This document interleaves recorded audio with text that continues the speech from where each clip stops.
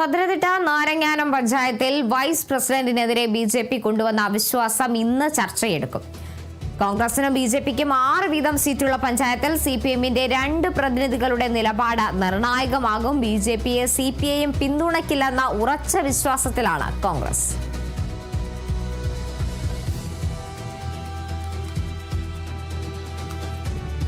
പ്രസാദ് എംജിയുണ്ട് വിവരങ്ങളുമായി. പ്രസാദ്, എന്തായാലും അവിശ്വാസ പ്രമേയം ഇന്നാണ് ചർച്ചയ്ക്കെടുക്കുക. കോൺഗ്രസിനും ബി.ജെ.പിക്കും 6 വീതം സീറ്റുള്ള പഞ്ചായത്താണ്.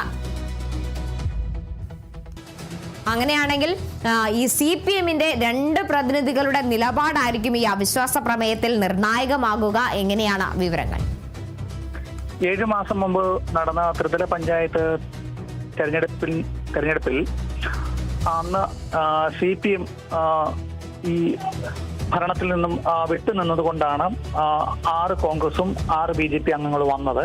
തുടർന്ന് നടന്ന നറുക്കെടുപ്പിലാണ് ബി.ജെ.പി. പ്രസിഡന്റിന് ഭരണത്തിലേക്ക് കയറാനുള്ള അവസരം നേടിയെടുത്തത്. അങ്ങനെ നാരങ്ങാനം പഞ്ചായത്തിൽ കഴിഞ്ഞ 7 മാസമായി ഭരണം മുന്നോട്ട് പോകുമ്പോഴാണ് തികച്ചും നാടകീയമായി കോൺഗ്രസും സി.പി.എമ്മും ഒരു ധാരണയിലെത്തുകയും 3 ആഴ്ചകൾക്ക് മുമ്പ് അവര് അവിശ്വാസത്തിന് കോൺഗ്രസ് നോട്ടീസ് നൽകിയായിരുന്നു. ആ അവിശ്വാസ നോട്ടീസിൽ പ്രകാരം അവിശ്വാസ ചർച്ചയ്ക്കെടുത്തപ്പോൾ സി.പി.എമ്മിനെ അവിടുത്തെ പ്രാദേശിക നമുക്കറിയാൻ ജില്ലാ നേതൃത്വത്തോട് ചോദിച്ചു കഴിഞ്ഞപ്പോൾ പ്രാദേശിക നേതൃത്വത്തിന്റെ പിന്തുണയോടുകൂടി ബി.ജെ.പി. ഭരണം കഴിഞ്ഞ 7 മാസമായി വളരെയധികം മോശമാണെന്നും അവരുടെ നിലപാടുകൾ മൊത്തത്തിൽ അനുകൂലിക്കാൻ പറ്റാത്ത സാഹചര്യം ഉള്ളതുകൊണ്ട് കോൺഗ്രസ് കൊണ്ടുവന്ന അവിശ്വാസത്തെ പിന്തുണയ്ക്കുകയാണെന്ന് പറഞ്ഞതുകൊണ്ട് അങ്ങനെ പത്തനംതിട്ട ജില്ലയിലെ നാരങ്ങാനം പഞ്ചായത്തിൽ നിലവിൽ അവിടെ 6 ബി.ജെ.പി. അംഗങ്ങൾ, 6 കോൺഗ്രസ് അംഗങ്ങൾ, ബാക്കി 2 സി.പി. അംഗങ്ങൾ, അങ്ങനെ 2 സി.പി. അംഗങ്ങളുടെ പുറത്തുനിന്നുള്ള പിന്തുണ കൂടിയാണ് 7 മാസം മുമ്പ് അധികാരത്തിലേറിയ ബി.ജെ.പി. ഭരണത്തെ പുറത്താക്കുന്നത്. അതിനുശേഷം നിലവിൽ ഇപ്പോൾ ഭരണ പ്രതിസന്ധി തുടർന്ന സാഹചര്യത്തിൽ അങ്ങനെ സി.പി.എമ്മിന്റെയും കോൺഗ്രസിന്റെയും പിന്തുണയോടുകൂടി പഞ്ചായത്ത് ഭരണം മുന്നോട്ട് പോകുമ്പോൾ ഇപ്പോൾ ആരാണ് അവിടെ പ്രസിഡന്റും വൈസ് പ്രസിഡന്റും ഉള്ള ഒരു തീരുമാനം വന്നപ്പോൾ ആ തീരുമാനത്തെ ചോദ്യം ചെയ്തുകൊണ്ടാണ് ബി.ജെ.പി. ഇന്ന് കഴിഞ്ഞ ആഴ്ച അവിശ്വാസത്തിന് നോട്ടീസ് നൽകിയത്. ആ അവിശ്വാസത്തിന് നോട്ടീസിൽ ഇന്ന് ചർച്ച നടക്കും. കോൺഗ്രസ് പാളയം ഉറച്ച വിശ്വാസത്തിലാണ് സി.പി.എം തങ്ങളെ പിന്തുണയ്ക്കുമെന്നും ആ പിന്തുണയ്ക്കുകയാണെങ്കിൽ പ്രസിഡന്റും വൈസ് പ്രസിഡന്റും പങ്കിട്ട് എടുക്കാനുള്ള ഒരു തീരുമാനം കൂടി അവര് നോക്കുന്നുണ്ട്. എങ്കിലും സി.പി.എം ജില്ലാ നേതൃത്വം ഇപ്പോഴും മൗനത്തിലാണ്. ഇത് ഏത് തരത്തിലായിരിക്കും ഈ തീരുമാനം മുന്നോട്ട് പോകുന്നത് നമുക്ക് അറിയാൻ കഴിയുന്നില്ല. ബി.ജെ.പിയും അവരുടെ പാളയങ്ങൾ സജീവമായി മുന്നോട്ട് പോകുന്നുണ്ട്. പ്രസിഡന്റാണോ വൈസ് പ്രസിഡന്റ് സ്ഥാനത്തേക്ക് എങ്ങനെ ഉള്ളതായിരിക്കും 1 മണിയോടുകൂടിയാണ് അവിശ്വാസത്തിന്റെ ഫലം പുറത്തു വരുന്നത്. അതുവരെ ഉദ്യോഗത്തിന്റെ നിമിഷത്തിലാകും.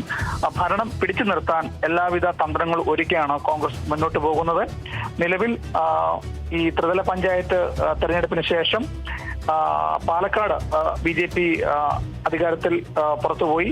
അതിനുശേഷം തിരുവനന്തപുരം നഗരസഭ ബി.ജെ.പി. അധികാരത്തിലെത്തിയിരുന്നു. പന്തളം നഗരസഭ ആദ്യമായി രൂപീകരിച്ച ശേഷം അധികാരത്തിലെത്തിയത് ബി.ജെ.പി. ആയിരുന്നു. ത്രിതല പഞ്ചായത്ത് ഈ ഇലക്ഷന് ശേഷം അവിടെയും ബി.ജെ.പി. പരാജയപ്പെടുകയാണ്.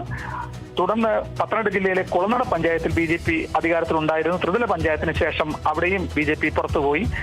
അതിനുശേഷമായിരുന്നു ഈ നാരങ്ങാനം പഞ്ചായത്തിൽ ബി.ജെ.പി. അധികാരത്തിലെത്തിയത്. അങ്ങനെ പത്തനംതിട്ട ജില്ലയിലെ പന്തളം കുളനടയിൽ ബി.ജെ.പിക്ക് ഭരണം നഷ്ടപ്പെട്ടു പോയി. ഇപ്പോൾ അതിനുശേഷം നാരങ്ങാനം പഞ്ചായത്തിലും ഭരണം നഷ്ടപ്പെട്ടിരിക്കുകയാണ്.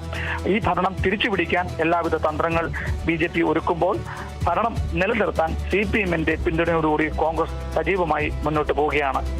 എങ്കിലും 1 മണിയോടുകൂടി നമുക്ക് ചിത്രം വ്യക്തമാകും. കർത്തു.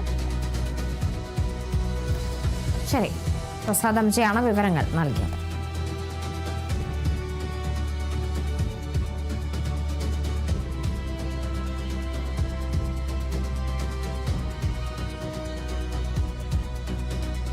പുരാരേഖ വകുപ്പിലെ അസിസ്റ്റന്റ് കൺസർവേറ്റർ തസ്തികയിലേക്കുള്ള വിവാദ നിയമനത്തിൽ അന്വേഷണത്തിന് സർക്കാർ. ക്രമക്കേട് ആരോപണങ്ങൾ സ്പെഷ്യൽ സെക്രട്ടറിയോട് മന്ത്രി ഒ.ജെ. ജിനേഷ് അടിയന്തര റിപ്പോർട്ട് തേടി. വകുപ്പ് ഡയറക്ടറുടെ സുഹൃത്തിന്റെ മകനും CPIM പശ്ചാത്തലത്തിലുള്ളതുമായ ഉദ്യോഗാർത്ഥിക്ക് ജോലി ഉറപ്പാക്കാൻ വേണ്ടി യോഗ്യതാ മാനദണ്ഡങ്ങളിൽ അട്ടിമറി നടത്തിയെന്നാണ് യൂത്ത് കോൺഗ്രസ് ആരോപിക്കുന്നത്. ഈ തസ്തികയിലേക്ക് ഒരേ ഒരു ഉദ്യോഗാർത്ഥിയെ മാത്രം അഭിമുഖത്തിന് വിളിച്ചതിൽ പ്രതിഷേധിച്ച് കഴിഞ്ഞ ദിവസം യൂത്ത് കോൺഗ്രസ് പ്രവർത്തകർ PSC ആസ്ഥാനത്തിന്റെ മതിൽ ചാടിക്കടന്ന് പ്രതിഷേധിച്ചിരുന്നു. ഈ പശ്ചാത്തലത്തിലാണ് സ്പെഷ്യൽ സെക്രട്ടറിയോട് അടിയന്തര റിപ്പോർട്ട് സമർപ്പിക്കാൻ മന്ത്രി നിർദ്ദേശിച്ചിരിക്കുന്നത്. ആരോപണ വിധേയനായ ഉദ്യോഗാർത്ഥിയുടെ യോഗ്യതകൾക്കനുസരിച്ച് തസ്തികയുടെ യോഗ്യതാ മാനദണ്ഡങ്ങളിൽ വരുത്തിയ മാറ്റങ്ങളെക്കുറിച്ച് വിശദമായ അന്വേഷണം ഉടൻ പ്രഖ്യാപിച്ചേക്കുമെന്നാണ് വിവരം.